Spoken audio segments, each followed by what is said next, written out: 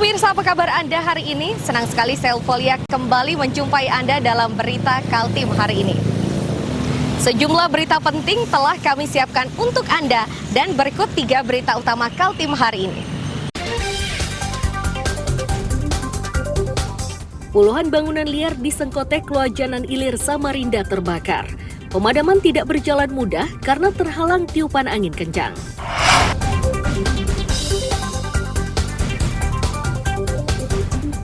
Posko pengamanan IKN secara resmi dioperasikan. Posko ini untuk menjamin rasa aman bagi warga setempat dan pekerja proyek. Di Mahakam Ulu, makanan tradisionalnya terbuat dari bahan alami dan tidak akan basi dalam sepekan.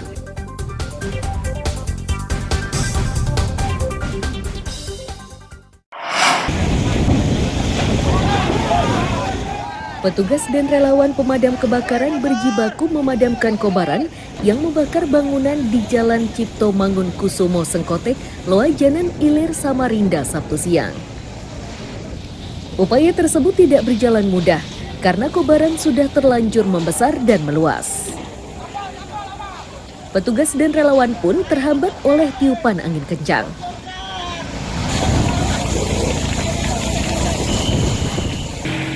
Kepanikan tidak bisa dihindari karena warga tidak menduga kejadian tersebut. Mereka berusaha menyelamatkan diri dan harta bendanya. Seorang warga menyatakan api tersebut bermula dari toko pakaian, namun ia tidak mengetahui penyebabnya. Sudah risikonya kebakaran.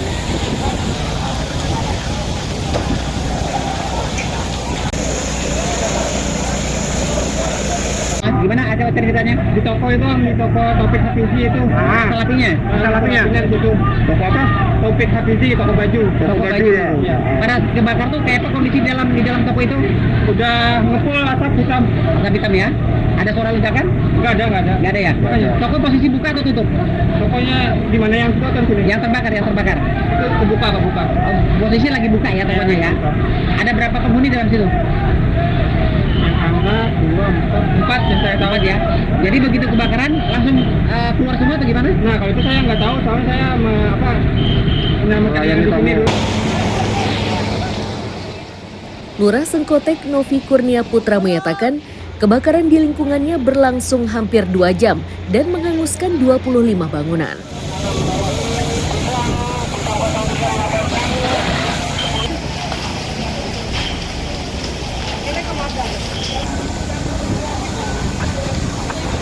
Jadi ini perkiraan awal kalau dilihat dari banyaknya bangunan sekitar 25 bangunan. Awalnya dari mungkin agak di tengah, bagian agak di dalam dari bangunan kebakarannya mulainya. Pak, berapa kakak Pak perkiraan? Data sementara? 100 ada Pak ya? Udah nggak sampai 50 kakak. Tidak ada korban jiwa dalam musibah ini, sementara penyebab pasti kebakaran masih diselidiki polisi. Amir Hamzah, Iswanto melaporkan dari Samarinda.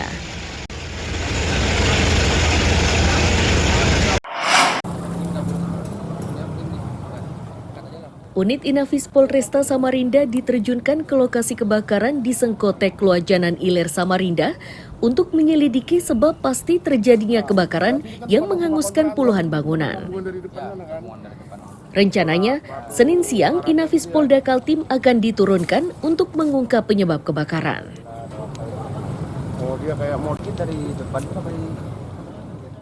Salah satu korban menyatakan, kebakaran ini bermula saat anak tetangganya meminta tolong dan mengabari jika lantai 2 rumahnya terbakar. Saat dilihat, asap dari bangunan tersebut sudah tebal dan dalam waktu singkat kobaran sudah membesar dan meluas.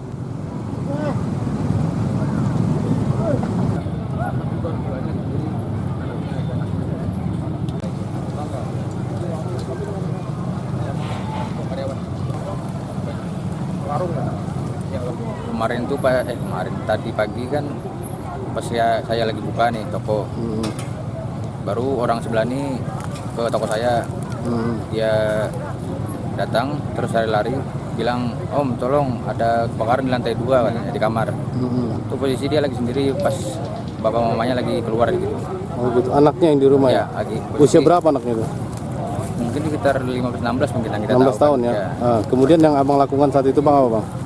Itu kita keluar kan ngeliat di sebelah kondisinya udah betul-betul asapnya udah tebal. Hitam ya, gelap ya? Iya, hitam gelap. Coba ke rumah kita lagi udah sama, tiba-tiba langsung gitu juga. Ada upaya nggak bang untuk memadamkan tadi bang? Kemarin tadi itu sih sempat ke dapur sebentar sekali kan ngambil air. Terus? Baru ke sebelah lagi betul-betul udah bisa masuk, udah. Jadi menyelamatkan yang ada aja sudah. Karena udah betul-betul panik betul. Yang diselamatkan yang barang-barang yang kita yang ada paling yang di depan motor aja sih. Kebakaran hebat di Sengkotek Luajanan Ilir ini terjadi Minggu siang. Petugas dan relawan pemadam yang dikerahkan sempat kesulitan memadamkan api akibat kencangnya angin bertiup. Tidak ada korban jiwa dalam musibah ini, namun 25 bangunan hangus dilalap api.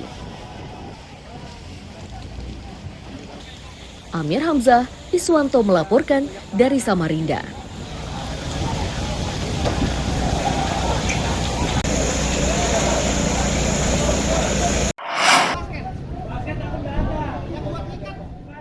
Ledakan dari salah satu ruko di Pasar Baru Balikpapan menggegerkan warga.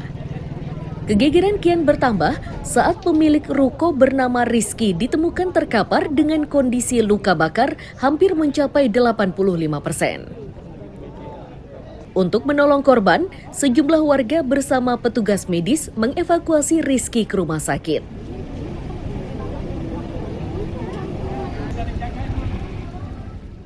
Lurah setempat menyebut ledakan terjadi saat Rizky mengecat lantai atas rukonya. Diduga korban tanpa sengaja menyentuh kabel bertegangan tinggi hingga memicu ledakan. Sedangkan Kepala Sentra Pelayanan Kepolisian Terpadu atau SPKT Polresta Balikpapan, Ibda Sugeng Budiono menyatakan sebelum dievakuasi korban masih bisa berbicara. Desember 2022. Oke. Mas Rizky usia sekitar 49 ya, 40 tadi ya. Oh, 49. Tadi pas dia ada dikerjain di atas, mungkin karena ada kabel telanjang yang kita lihat di atas. Oh, mungkin ngepel kali atau gimana? Ngecat. Oh, ngecat. Nah, mungkin itu yang menyentuh kabel yang di luar yang telanjang ini langsung terbakar. Ada suara ledakan tadi, Pak? Ada memang suara ledakan gedung. 85% lah. Iya. Untuk luka bakarnya? Rumah untuk mengecat dari lantai 2. Bagaimana korban kondisi terakhir? Kondisi terakhir nih sementara masih bisa ada nafas, masih bisa ada sedikit ngomong tadi itu. Nah, ini sudah dievakuasi oleh tim BPBD dan instansi terkait ke rumah sakit untuk dilakukan tindakan medis untuk penyelamatan. Polisi masih menyelidiki penyebab pasti musibah yang menimpa korban. Amir Hamzah dan David Purba melaporkan dari Balikpapan.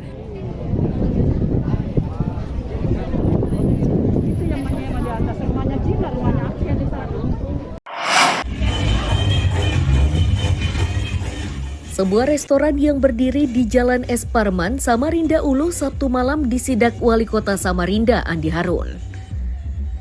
Tempat usaha itu disasar karena suara musik dari restoran tersebut mengganggu istirahat warga dan terdengar hingga ke rumah jabatan Wali Kota.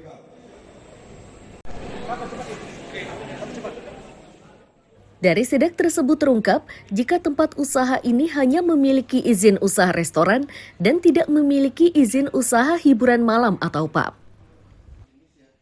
Mendapati hal itu, Andi Harun memerintahkan agar petugas keamanan memeriksa tempat tersebut. Dari upaya tersebut ditemukan puluhan miras yang dijual tanpa izin edar. Karena dianggap melanggar, maka ruang pub disegel, sedangkan restorannya tetap diperbolehkan beroperasi. Kamu nggak punya izin penjualan minuman keras. Ya. Apa tadi KLB ya? KBLI. KBLI-nya itu restoran. dan ternyata kita temukan mereka melakukan penjualan minuman keras serta live musik dan yang lain-lain. Artinya ini legal ya, Bu? Penjualan minuman keras itu legal, tapi usaha restorannya Tetap boleh beroperasi. legal. Kemudian pelang namanya yang ada tulisan resto dan bar, barnya kita minta dihapus karena tidak ada izin bar. Andi Harun mengingatkan semua pemilik restoran tidak coba-coba mengubah tempat usahanya tanpa memiliki izin dari pemerintah kota. Peringatan ini diberikan karena Pemkot tidak segan-segan menjatuhkan tindakan. Amir Hamzah dan Iswanto melaporkan dari Samarinda.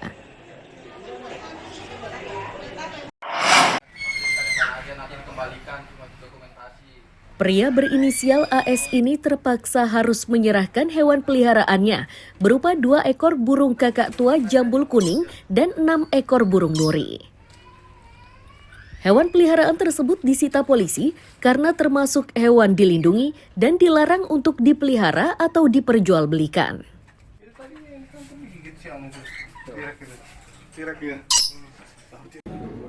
Saat dimintai keterangan, AS beralih burung tersebut titipan rekannya, namun polisi tidak mudah percaya. Polisi masih terus menyelidiki perkara ini karena burung-burung tersebut didatangkan dari berbagai daerah. Polisi menduga pelaku sengaja mengumpulkan burung-burung itu untuk diperjualbelikan. Selain AS, polisi juga memintai keterangan satu rekannya.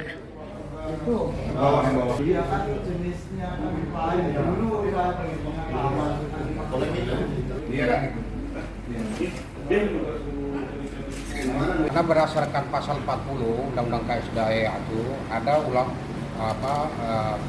binatang-binatang dilindungi, termasuk burung nguri, burung kakak tua, jambul kuning, itu yang sekarang ada di sini semua termasuk binatang dilindungi.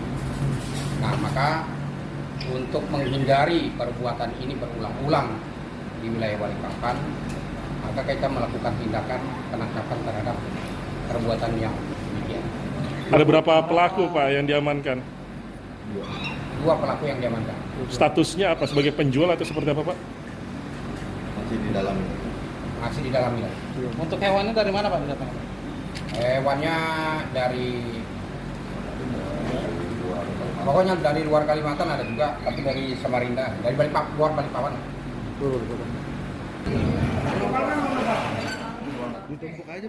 Hingga Minggu siang, polisi masih mendalami perkara tersebut. Sedangkan burung sitaan dari AS akan diserahkan ke Balai Konservasi Sumber Daya Alam untuk dilepaskan ke habitatnya. Amir Hamzah dan David Purba melaporkan dari Balikpapan.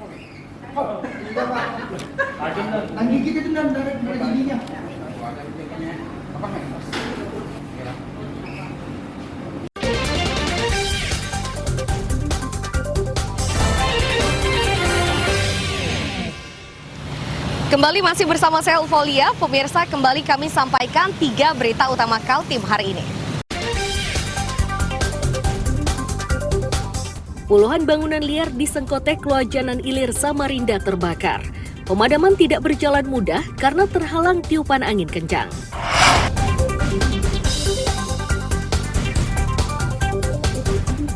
Posko pengamanan IKN secara resmi dioperasikan. Posko ini untuk menjamin rasa aman bagi warga setempat dan pekerja proyek.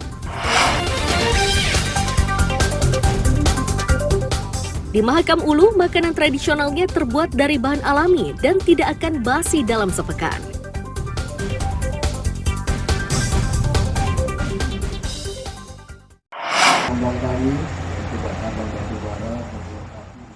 Pos pengamanan ibu kota negara bernama Posko Nusantara ini secara resmi dimanfaatkan polisi untuk pengamanan pembangunan ibu kota negara.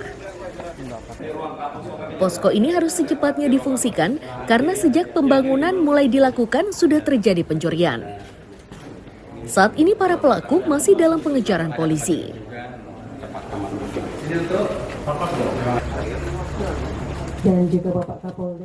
Setelah posko utama, polisi juga akan menambah posko-posko lainnya. Kapolda Kaltim Irjen Pol Imam Sugianto memastikan pos-pos tersebut mulai disiapkan awal 2023. Setelahnya polisi akan menambah personel hingga 500 orang untuk bersiaga di IKN. Bapak AKBP Hendrik, Kepala Badan Otorita IKN. Saya alhamdulillah kita bangun pos ini mudah-mudahan semakin mendekatkan petugas kita ya, terutama Polri nanti didukung TNI dan stakeholder terkait untuk mengawal pembangunan IKN. Selain ini, kepala balai jalan tadi termasuk Cipta Karya, balai yang lain sudah akan menyiapkan ruang titik untuk diberdirikan pos pengamanan. Akhir tahun ini kita matangkan, tahun depan itu kita sudah meningkatkan jumlah personil yang kita libatkan dalam mengawal keberlanjutan pembangunan IKN. Artinya ada pos-pos lain, Pak? Akan ada tambahan pos-pos lain. Kita mengeliminir, sudah ada beberapa laporan kehilangan yang kecil itu ya. Ini harus kita mitigasi, kalau tidak ini nanti akan berlanjut terus. Saat ini jalan menuju ke ibu kota negara di Kecamatan Sepaku, Kabupaten Penajam Pasir Utara sudah lancar. Situasi tersebut menyebabkan aktivitas warga makin meningkat. Dipastikan daerah ini akan terus berkembang seiring pembangunan dan pemindahan ibu kota negara. Amir Hamzah dan tim liputan melaporkan dari Penajam Pasir Utara.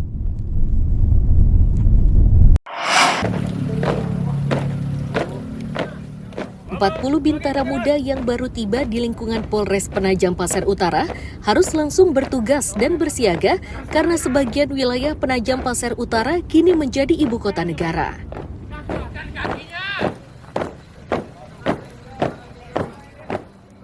Wakapolres Penajam Pasir Utara Kompol Bergas Hartoko meminta polisi muda tersebut mampu menyesuaikan diri dengan lingkungan sekitar. Mereka juga harus banyak belajar karena perubahan di wilayah ini akan berlangsung cepat seiring pemindahan ibu kota negara. Telah dilaksanakan. Laporan selesai. Balik ke depan. Balik ke kanan. Gerak. Haluan kiri. Jalan. Lari. Maju. Jalan. Kabupaten Penajam Pasir Utara ini sementara ini menjadi penyangga ibu kota negara Nusantara. Dari secara globalisasi mereka memang harus menghadapi tantangan tersebut ya. Dalam arti saat ini mereka ini harus bisa menyesuaikan. Kemudian mereka juga harus terpercaya dalam hal ini. Diutamakan mereka akan melayani masyarakat ya, dengan humanis. Namun demikian kita harus tetap tegas terhadap pelanggaran hukum yang ada di Kabupaten Penajam Pasir Utara ini agar tetap menjaga keamanan ketertiban masyarakat di wilayah kita ini. Setelah polisi muda ini menyesuaikan diri dengan lingkungan sekitar, sebagian dari mereka akan ditempatkan di posko-posko pengamanan ibu kota negara. Penambahan jumlah personil polisi di kawasan IKN untuk meningkatkan keamanan selama pembangunan ibu kota negara berlangsung. Amir Hamzah dan tim liputan melaporkan dari Penajam Pasir Utara.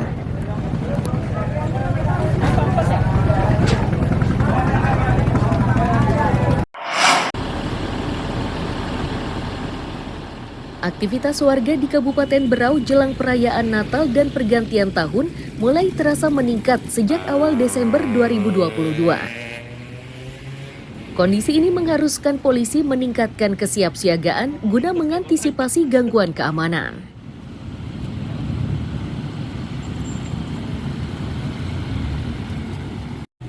Di langkah awal, polisi membentuk tim gabungan yang nantinya akan terus bergerak dengan menyasar tempat hiburan malam termasuk kerumunan warga.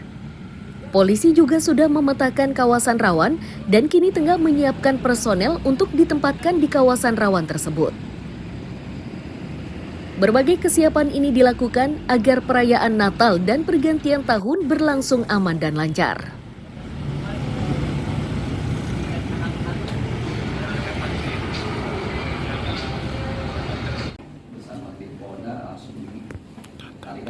Ada operasi lilin juga, operasi lilin. Selain itu kita tiap malam nanti akan melakukan operasi gabungan cipta kondisi dengan rekan-rekan kita dari TNI untuk melakukan sweeping, jadi mengecek sajam dan miras.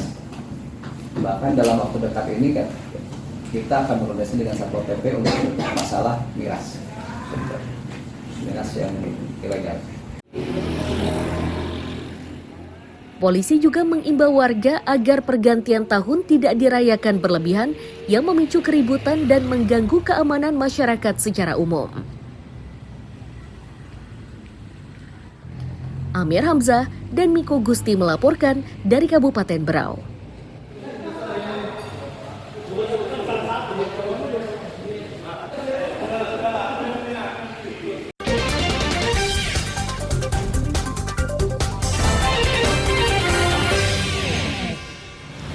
Kembali masih bersama saya Ulfolia, pemirsa kembali kami sampaikan 3 berita utama Kaltim hari ini. Puluhan bangunan liar di Sengkotek Loajanan Ilir Samarinda terbakar. Pemadaman tidak berjalan mudah karena terhalang tiupan angin kencang.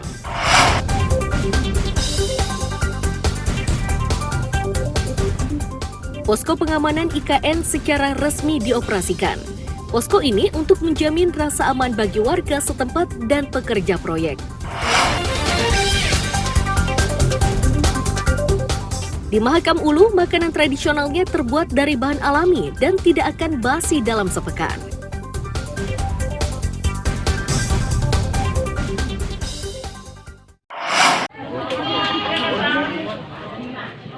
Suasana pemilihan Ketua RT 32 Kelurahan Pelabuhan Kecamatan Samarinda Kota Minggu sore berlangsung seru. Warga secara sukarela memberikan hak suaranya untuk memilih calon Ketua RT yang akan bertugas selama 2 tahun ke depan.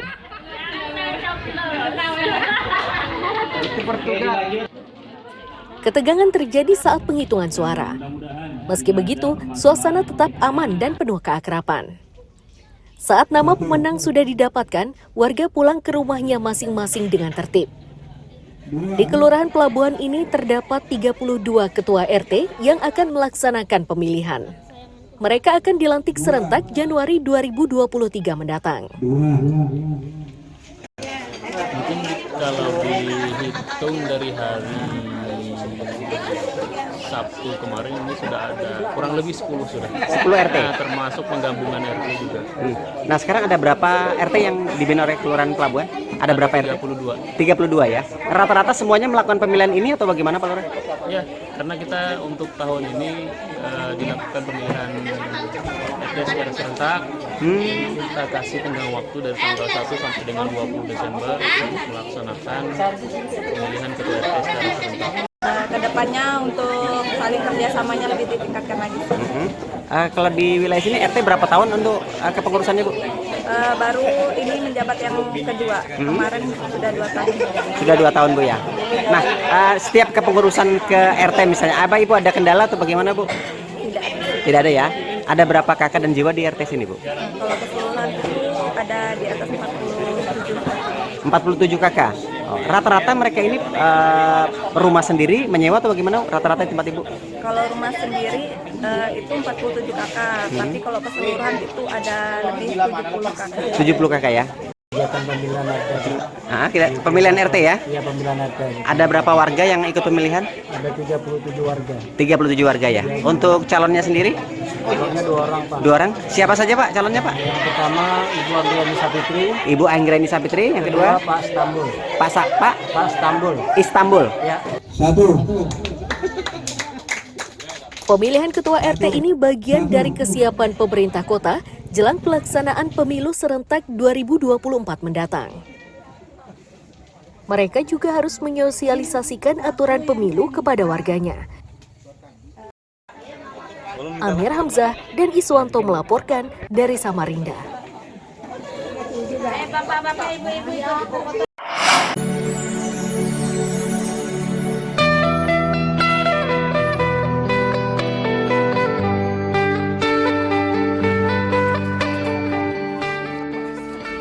Ragam kuliner khas Mahakam Ulu yang dipamerkan pada peringatan Hari Jadi Kabupaten Mahakam Ulu ke-9 ini layak untuk dicicipi.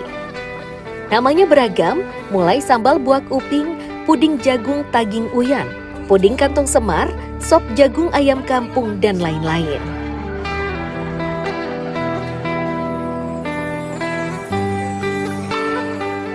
Penggerak PKK di kabupaten ini memastikan makanan yang disajikan ini bergizi tinggi dan halal karena bahan dasarnya sebagian besar tanaman yang banyak tumbuh di Mahakam Ulu.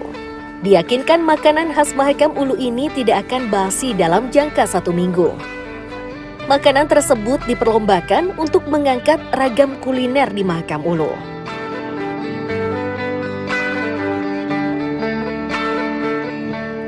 Banyak sekali yang belum bisa kita ekspos, makanan-makanan kita yang ada di Kabupaten Mahakam Ulu ini.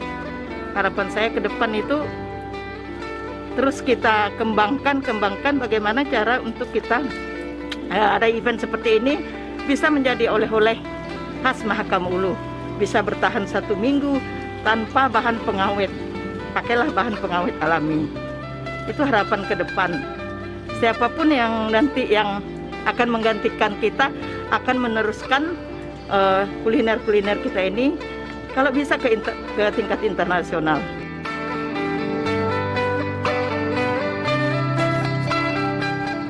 Salah satu peserta dari Kecamatan Long Pahangai menyebut kuliner yang dibawa merupakan makanan khas dari daerahnya. Mereka bangga memamerkannya agar makanan khas dari daerahnya dikenal luas.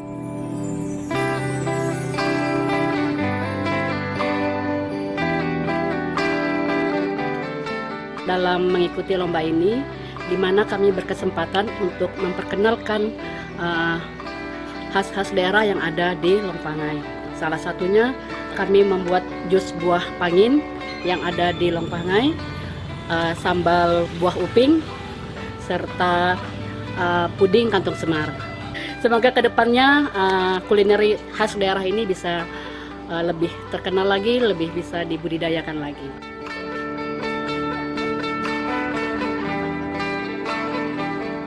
Bagi yang belum pernah berkunjung ke daerah ini, disarankan sekali waktu singgah dan mencicipi makanan khas di daerah tersebut yang terbuat dari bahan alami.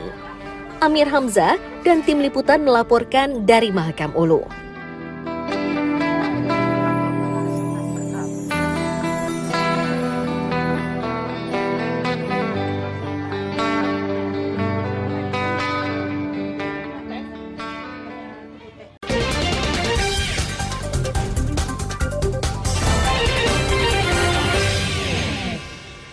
Pemirsa, berita tadi sekaligus menutup perjumpaan kita kali ini. Akhirnya, saya Eufolia beserta tim redaksi yang bertugas mengucapkan terima kasih atas perhatian Anda. Selamat pagi, selamat beraktivitas. Sampai jumpa.